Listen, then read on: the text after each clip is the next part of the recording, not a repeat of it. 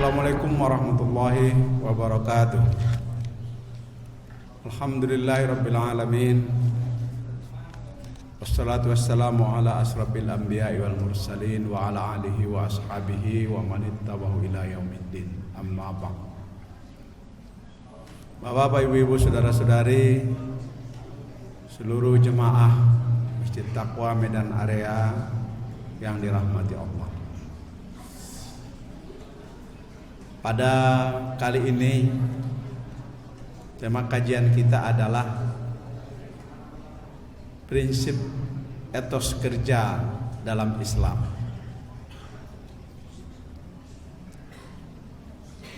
Etos itu adalah kebiasaan, perbuatan yang dilakukan sudah menjadi kebiasaan yang didasarkan oleh pertimbangan-pertimbangan tertentu. Akhirnya karena sudah menjadi kebiasaannya, etos itu akhirnya menjadi karakternya atau kepribadian seseorang. Dalam kajian ilmu akhlak atau etika disebutkan ada banyak faktor orang melakukan sesuatu sampai menjadi kebiasaannya. Ada pertimbangan pikiran, ada pertimbangan budaya, ada pertimbangan hukum-hukum formal, ada pertimbangan agama. Tapi dalam catatan yang paling banyak mempengaruhi orang di dalam berbuat sehingga menjadi kebiasaannya adalah agama. Sehingga kesadaran beragama ini sangat perlu ditanamkan. Bahkan sesungguhnya itulah seharusnya yang mewarnai dirinya dalam bertindak dan berbuat. Itulah makna etos, satu kebiasaan yang menjadi karakter dirinya. Kemudian masalah kerja, ada satu hal yang menarik. Banyak orang, para ahli, ingin merumuskan manusia itu sesungguhnya apa. Ada yang menyebutkan manusia itu yang paling hakiki adalah pikirannya, sehingga muncullah istilah Homo sapiens. Manusia adalah makhluk yang berpikir, atau populer dalam ilmu mantik namanya manusia adalah hayawanun natik. Para ahli komunikasi menyebut manusia itu adalah makhluk yang memiliki simbol-simbol yang sempurna, Homo symbolicum. Karena manusialah yang bisa membuat simbol atau lambang sebagai ekspresi dari pikirannya dan perasaannya. Itulah yang kita kenal dengan bahasa. Dengan bahasa itu ada yang bersifat verbal, ada yang bersifat non verbal atau isyarat. Dan sekarang ilmu komunikasi itu mendalami bagaimana menggunakan simbol sebagai pembawa pesan dan alat apa yang digunakan. Semakin canggih alatnya, maka semakin sampai maksud dari pesan itu. Tapi intinya sebetulnya adalah mengolah pesan itu, yaitu simbol itu. Ada yang menyebut manusia itu adalah kemauannya. Karena manusia itu tidak hanya dia mau, tapi dia memiliki kekuatan sehingga bisa direalisasinya, baik secara perorangan maupun secara bersama-sama. Macam-macam pikiran orang mengenai manusia. Lantas kalau ditanya, menurut Islam manusia itu apa sebenarnya? Dalam Islam kalau kita menghayati sepenuhnya Al-Quran, maka manusia itu adalah makhluk yang beramal. Dalam bahasa lain mungkin makhluk yang berbuat, yang bekerja. Tidak hanya bekerjanya itu berguna untuk dirinya di dunia, tapi juga untuk dirinya di akhirat. Jadi kerja itu memberi manfaat yang sangat panjang terhadap dirinya dan terhadap masa depannya. Karena ada satu masa nanti di mana kita tidak lagi berbuat, hanya menikmati hasil perbuatan kita, yang disebut dengan hari akhirat. Dan hari akhirat itu menjadi sesuatu yang sangat utama dalam Islam. Dan itu hanya bisa diimani. Nah, karena itulah, maka kalau kita lihat Al-Quran, sebanyak jumlah kata iman itu diiringi dengan kata amal. Jadi tidak ada kata iman yang tidak diiringi dengan kata kerja atau dengan kata amal. Kalau kita pertegas lagi, sebenarnya belum sempurna iman kalau tidak beramal. Walaupun beramal, kalau tidak beriman, mungkin amalnya berpura-pura, orientasinya lain. Tapi kalau beriman dan beramal, maka orientasi bekerjanya menjadi sangat jelas karena imannya. Jadi dua hal yang tidak bisa dipisah. Tapi tidak boleh kita berkesimpulan bahwa cukup beriman, tidak usah bekerja, nggak usah beramal. Karena iman itu baru sifatnya pasif. Dan kalau pasif itu tidak memberi pengaruh dan manfaat. Padahal dijelaskan dalam Islam bahwa orang yang bermanfaat itu adalah orang, manusia yang baik itu adalah orang yang bermanfaat, dan manfaat itu kelihatan dari apa yang dia kerjakan. Oleh karena itu, maka Islam sebenarnya adalah agama yang mendorong kerja, mendorong berbuat. Nah, sekarang etos apa? Prinsip-prinsip apa yang di dalam bekerja itu yang perlu diperhatikan? Itu yang menjadi jawaban dari kajian kita ini. Sebenarnya bisa dibikin dalam jumlah yang banyak, tapi bisa juga dipadatkan. Yang pertama,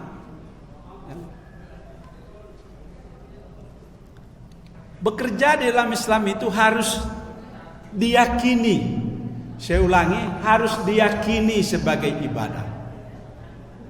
Ibadah itu apa? Semua yang didasarkan pada mencari keridhaan Allah. Dalam bahasa Al-Quran disebut li'ibtigha'i mardatillah, untuk mendapatkan keridhaan Allah. Itu semua ibadah. Walaupun nanti dibedakan, ada ibadah yang sudah jelas kaifiatnya, caranya, seperti sholat yang kita laksanakan, seperti haji. Jadi tidak boleh dilakukan di luar bulan Zulhijjah. Ramadan, puasa Ramadan, kalau dikerjakan itu bukan siam Ramadan. Salat tidak di luar waktunya. Kalaupun boleh sebagai pelengkap, mungkin namanya tidak lagi salat wajib, salat sunat. Itu namanya ibadah khas atau ibadah mahdhah. Sehingga ibadah yang lebih luas, khas itu kembalikannya adalah am, semua tindakan yang didasarkan, atau kalau bahasa psikologinya yang dimotivasi, bahasa agamanya yang diniatkan karena mengharap keridhaan Allah. Ridho itu artinya senang, sesuatu yang diridhoi, sesuatu yang disenangi oleh Allah. Apa maksudnya disenangi? Ya, mengikuti ketentuan Allah. Ada garis-garisnya. Sesuatu yang menyenangkan sebenarnya dengan nurani itu sudah mengikuti ketentuan Allah. Tapi tidak boleh, karena kadang-kadang kalau nurani orang sudah bercampur dengan yang tidak baik, maka nanti kecenderungannya menganggap yang salah pun menjadi baik.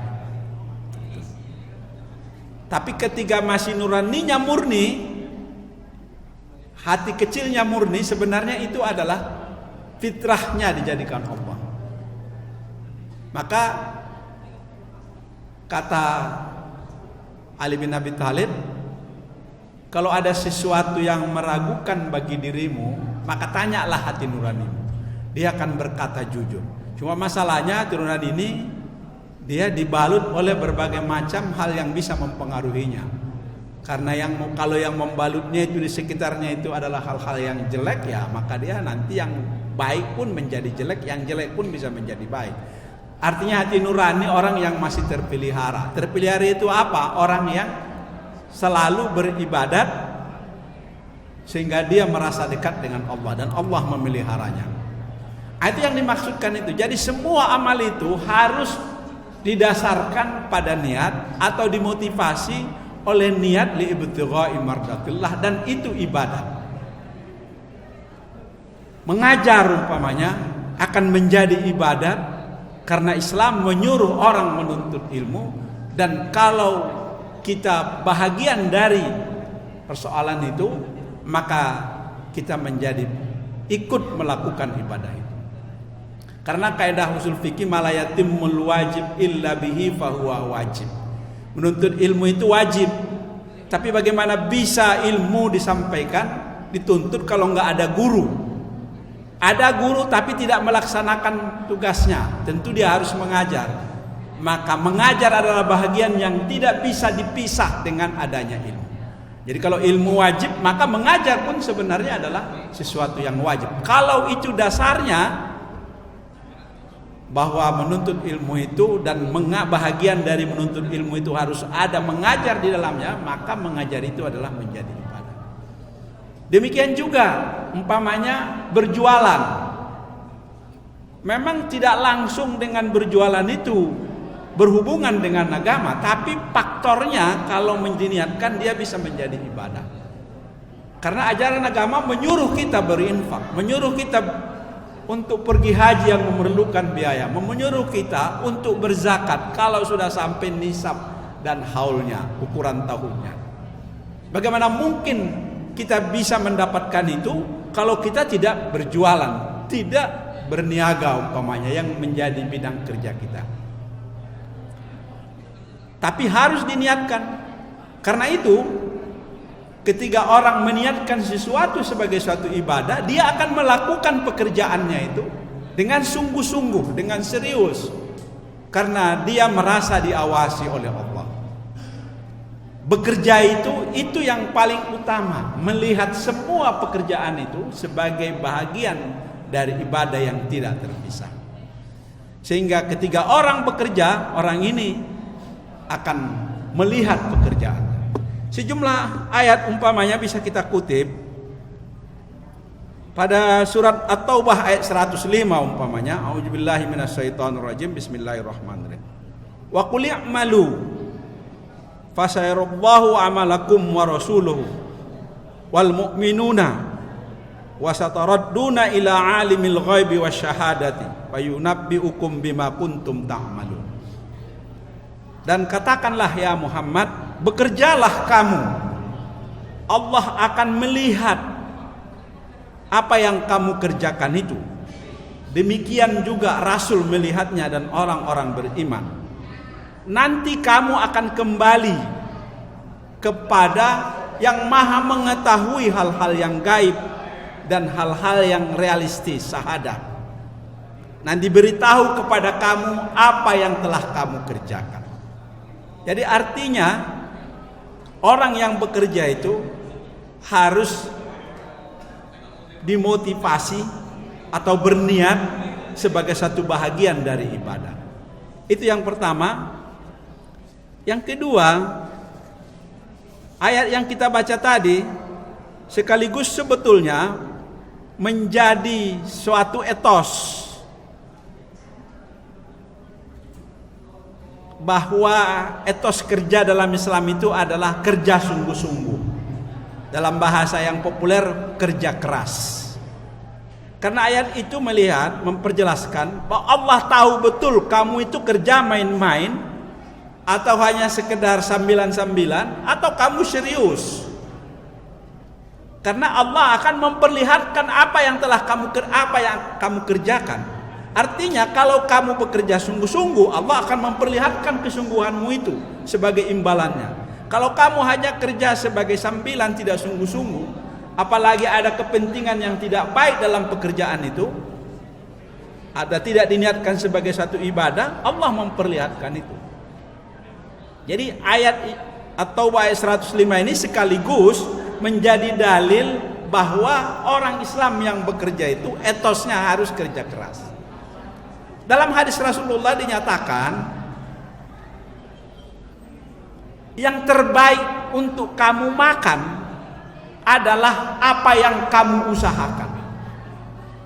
Artinya, dapat warisan itu bisa kita makan dari orang tua kita yang meninggalkan warisan. Dan orang tua diberi suatu amanah untuk menyiapkan warisan agar keturunannya itu tidak terlantar. Tapi sebetulnya anak yang akan menerima warisan itu tidak boleh berprinsip bahwa dengan warisan itu dia kemudian menjadi tidak sungguh-sungguh bekerja. Karena hadis itu mengatakan yang terbaik kamu makan adalah yang kamu usahakan. Jadi warisan itu hanya sebagai modal.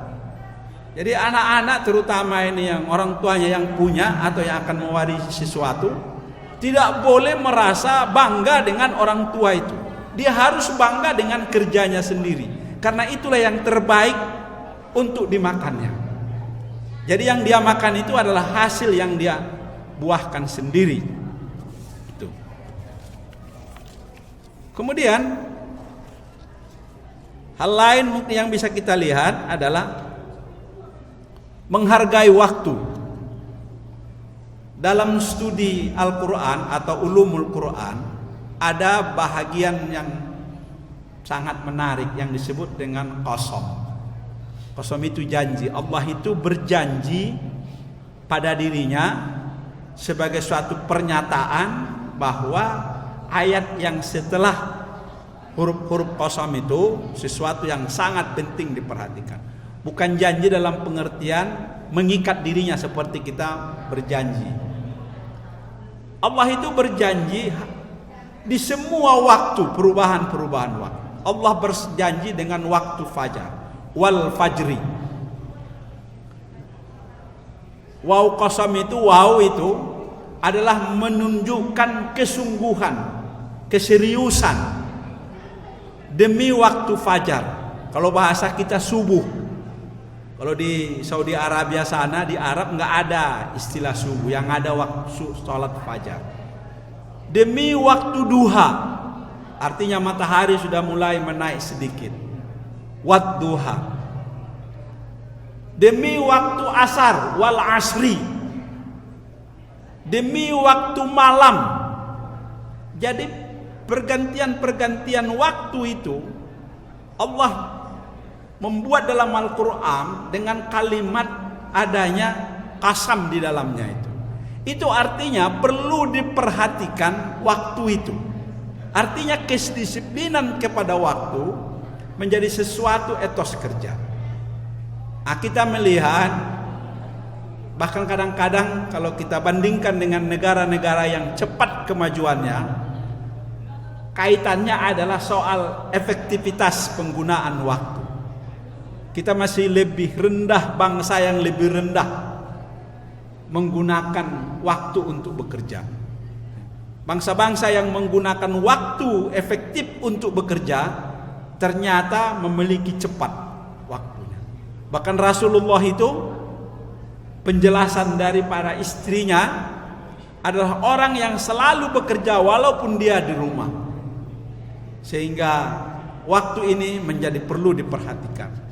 Jadi tidak mungkin orang bisa bekerja keras kalau waktu yang dikerjakannya dan berhasil kalau waktu yang dia gunakan cuma sedikit. Tapi kalau dia bekerja keras, waktu yang digunakannya itu banyak, disiplin terhadap waktu, maka orang ini akan mengalami kesuksesan. Kemudian etos kerja yang ketiga dalam Islam itu adalah berorientasi ke masa depan. Coba kita lihat umpamanya ungkapan yang populer, ada yang nggak setuju kalau disebut itu hadis, tapi sejalan bunyinya dengan Al-Quran. Ya'mal lidunyaka ka'annaka ta'isu abada wa ikmal li akhiratika ka'annaka tamutu ghadan. Bekerjalah kamu untuk duniamu seolah-olah kamu hidup selamanya, dan bekerjalah kamu untuk akhiratmu seolah-olah kamu akan mati besok. Jadi dua-duanya diawali dengan kata-kata ikmal, fi'il amar. Atau kalau dalam ayat disebutkan wabtaghi fi ma ataqallahu daral akhirah, didahulukan akhirat, supaya orang yang bekerja itu tidak hanya sekedar menutupi kebutuhannya sesaat, tapi juga masa depannya. Wabtaghi, dan hendaklah kamu mencari apa yang kamu perlukan untuk akhirat. Jadi etos kerja dalam Islam itu berorientasi ke masa depan, tidak hanya sekedar mencukupi kebutuhannya sesaat. Kalau kebutuhan sesaat udah selesai, maka kalau kita hubungkan dengan tentunya kerja dan menabung, menyimpan, itu satu hal yang sangat seiring. Karena orang akan menabung, karena tidak, negara-negara yang maju ternyata memiliki devisa yang besar. Ini devisanya cuma sedikit, maka kemungkinan dia diterpa oleh satu bencana atau persoalan-persoalan ekonomi, krisis ekonomi, maka dia menjadi ambruk. Tapi kalau dia memiliki tabungan yang banyak, maka dia akan bisa lebih bertahan dalam kondisi apapun. Tidak mungkin kita bisa memiliki tabungan yang banyak kalau kita tidak bekerja. Nah, di dunia saja sebenarnya sudah orientasinya ke situ. Bukan berarti bahwa menabung itu tidak efektif, karena itu hanya tidak menggunakan harta yang dimiliki. Menabung dalam arti bisa efektif kalau dia bisa berupa tidak hanya sekedar pasif harta yang dimiliki.